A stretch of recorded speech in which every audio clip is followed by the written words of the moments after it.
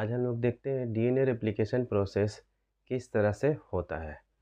DNA replication process में 4 enzymes बहुत ही important role अदा करते हैं, जिसमें हेलिकेज होते हैं, डीएनए पॉलीमरेज, प्राइमेज और डीएनए लाइगेज। सबके अलग अलग काम हैं।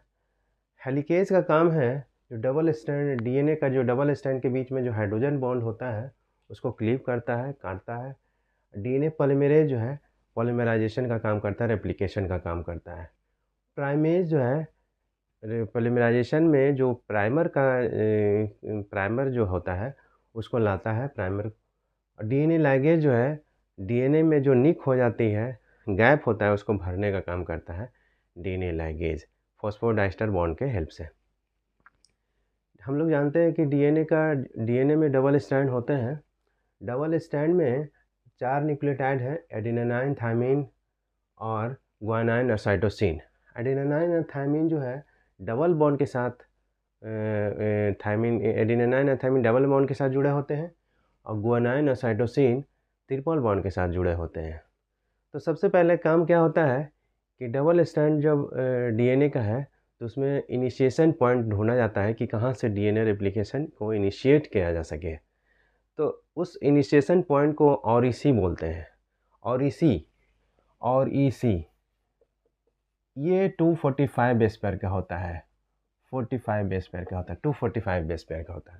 ये जो है इसमें 80 रिच पॉइंट होते हैं, जहाँ पे डीएनए का रेप्लिकेशन जो है इनिशिएट करेगा, इनिशिएशन पॉइंट होगा, वहाँ पे 80 रिच, 80 की संख्या ज़्यादा होगी। क्यों होगी? क्योंकि एडेनिन और थाइमिन के बीच में जो डबल बॉन्ड है तो वो कंपेरिजन में ग्वानिन और साइटोसिन जो है इसमें ट्रिपल बॉन्ड है, तो एडेनिन और थाइमिन को जो है तोड़ने में, क्लीव करने में आसानी होगी। तो हेलिकेज क्या करता है, एडेनिन और थाइमिन के जो जहाँ पे रिच पोर्शन है उसको ढूंढता है और वहाँ से क्या करता है, डीएनए को सेपरेट करता है, अलग करता है। यहाँ पे क्या होता है, डीएनए में जो हाइड्रोजन बॉन्ड है उसको क्लीव करता है और क्लीव कर करके जो है ये वाई शेप का स्ट्रक्चर बनाता है, वाई शेप स्ट्रक्चर। इस वाई शेप स्ट्रक्चर को बोलते हैं रेप्लिकेशन फॉर्क।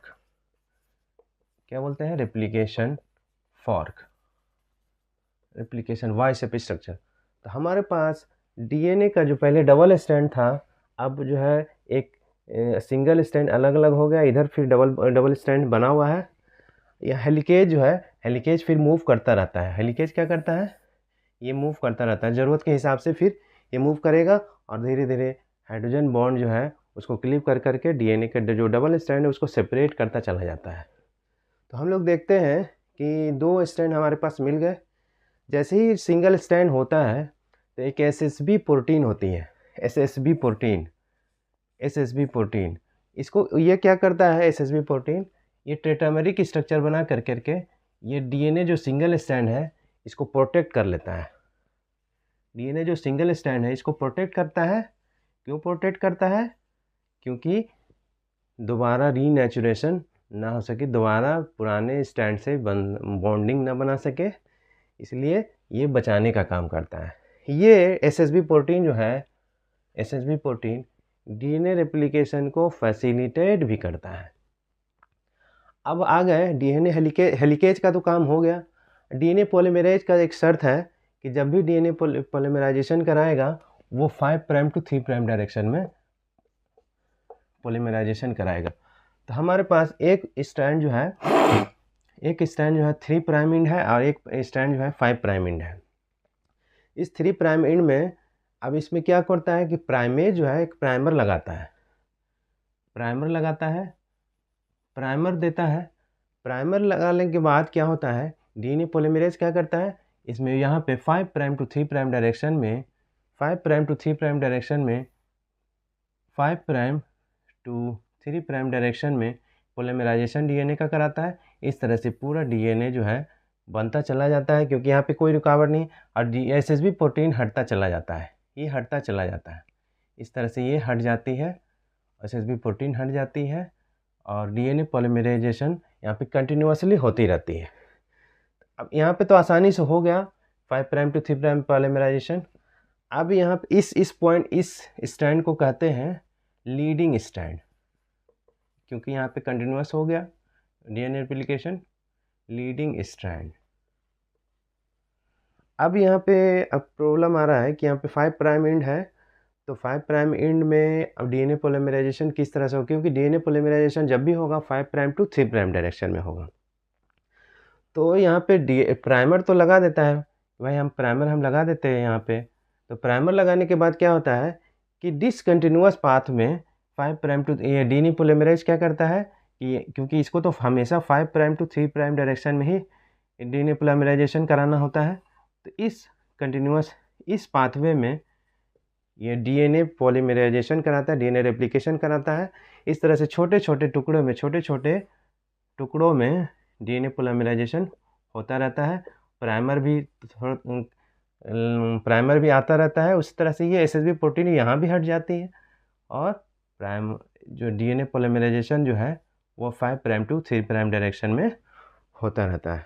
जो ये स्मॉल फ्रैगमेंट बना, ये स्मॉल फ्रैगमेंट को कहते हैं ओकाजाकी फ्रैगमेंट। क्या कहते हैं? Okazaki fragment. ओकाजाकी फ्रैगमेंट जो है वो प्रोकैरियोट में अलग होता है और यूकैरियोट में अलग होता है। प्रोकैरियोट में 1000 से 2000 होता है ये Okazaki fragment, size of Okazaki fragment. क्या होता है? प्रोकैरियोट में 1000 से 2000 बेसिस का होते हैं, यूकैरियोट में छोटे छोटे होते हैं, 100 से 200 बेसिस के होते हैं, ओकाजाकी फ्रैगमेंट होते हैं। इस स्ट्रैंड को, क्योंकि यहाँ पे डिसकंटिन्यूअस रेप्लिकेशन हुआ है, इसे कहेंगे लैगिंग स्ट्रैंड। क्या कहेंगे? Lagging strand. यहाँ पे कंटिन्यूअस रेप्लिकेशन हुआ है 5 प्राइम टू 3 प्राइम, ये आगे बढ़ता चला जाएगा, खुलता चला जाएगा और यहाँ पे होता चला जाता है। लेकिन यहाँ पे क्या है? डिसकंटिन्यूअस पाथवे में हो रहा है डीएनए रेप्लिकेशन, इसलिए इस स्ट्रैंड को कहेंगे लैगिंग स्ट्रैंड। यहाँ पे डिसकंटिन्यूअस रेप्लिकेशन हो रहा है। क्या हो रहा है? यहाँ पे डिसकंटिन्यूअस रेप्लिकेशन हो रहा है, डिसकंटिन्यूअस रेप्लिकेशन हो रहा है। यहाँ पे डिसकंटिन्यूअस, यहाँ पे क्या हो रहा है? कंटिन्यूअस रेप्लिकेशन हो रहा है, कंटिन्यूअस रेप्लिकेशन हो रहा है, कंटिन्यूअस रेप्लिकेशन हो रहा है। अब क्या होता है कि रेप्लिकेशन तो यहाँ पे डिसकंटिन्यूअस हो गया, यहाँ पे कंटिन्यूअस हो गया। अब क्या है प्रॉब्लम कि भाई ये जो स्मॉल फ्रैगमेंट डीएनए रेप्लिकेशन तो हुआ, ठीक है, तो इस फ्रैगमेंट में तो गैप रह गया ना, गैप रह गया। आखिर इस गैप को भरेगा कौन? तो एक एंजाइम आता है डीएनए लाइगेज। वो लाइगेज क्या करता है? इस जो गैप है, इस गैप में फॉस्फोडाइस्टर बॉन्ड भर देता है और इसको जोड़ देता है। इस प्रोसेस को कहते हैं निक ट्रांसलेशन। क्या कहते हैं? निक ट्रांसलेशन। निक ट्रांसलेशन। इस गैप को, ये जो बॉन्ड बनता है वो फॉस्फोडाइस्टर बॉन्ड का होता है, फॉस्फोडाइस्टर बॉन्ड होता है। उस तरह से ये सारे गैप को भरता चला जाता है। डीएनए लैगेज का क्या काम है? 2 डीएनए स्ट्रैंड के गैप को भरता है, वो फॉस्फोडाइस्टर बॉन्ड होता है। इस प्रोसेस को, गैप के भरने के प्रोसेस को निक ट्रांसलेशन कहते हैं। तो हम लोग देखें कि डीएनए रेप्लिकेशन किस तरह से होता है, सारे एंजाइम्स का काम क्या क्या है। इस तरह से प्रोकैरियोटिक रेप्लिकेशन का जो रेट है वो अलग अलग होता है। प्रोकैरियोट का जो रेप्लिकेशन है, रेट ऑफ प्रोकैरियोटिक रेप्लिकेशन, वो 1000 बेस पेयर पर सेकंड होते हैं। लेकिन यूकैरियोटिक का रेप्लिकेशन 50 बेस पेयर पर सेकंड होते हैं। उसी तरह से प्रोकैरियोटिक का जो लेंथ, प्राइमर का जो लेंथ है वो 10 to 60 न्यूक्लियोटाइड का होता है। जो प्राइमर जो लगा है प्रोकैरियोट में वो 10 से 60 न्यूक्लियोटाइड के होते हैं, 10 to 60 न्यूक्लियोटाइड। यूकैरियोट में ओनली 10 न्यूक्लियोटाइड के प्राइमर होते हैं। और उस तरह से ओकाजाकी फ्रैगमेंट जो है वो प्रोकैरियोट में ज़्यादा बड़ा होता है, 1000 to 2000 बेसिस के होते हैं, और यूकैरियोट में 100 to 200 बेस पेयर के होते हैं, बेस के होते हैं, है ना।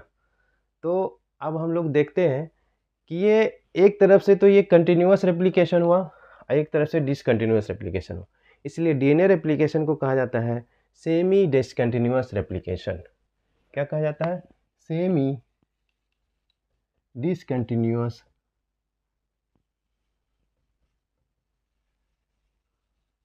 Replication, semi discontinuous replication. अब सवाल आती है कि जो और ये यूनिट ऑफ रेप्लिकेशन जो है उसे कहा जाता है रेप्लिकॉन। जहाँ से इनिशिएट हुआ है रेप्लिकेशन, उस पॉइंट के ना उसको हम लोग रेप्लिकॉन नाम से जानते हैं। रेप्लिकॉन जो है वो साइज ऑफ सिंगल प्रोकैरियोटिक में single in prokaryote, but 50,000 to 1 lakh जो होते हैं वो यूकैरियोट में रेप्लिकॉन होते हैं। प्रोकैरियोट में रेप्लिकॉन जो होंगे वो सिंगल होंगे, लेकिन यूकैरियोट में रेप्लिकॉन जो होंगे वो 50,000 to 1 लाख तक होते हैं। तो किस तरह हमने डीएनए रेप्लिकेशन को इस तरह से हम लोग चर्चा किए। आगे चल कर के और हम लोग जो है डीएनए जो निक ट्रांसलेशन जो है किस तरह से होता है, हम लोग इसके बारे में आगे चर्चा करेंगे। हमारा वीडियो कैसा लगा आप लाइक ज़रूर करें और मेरे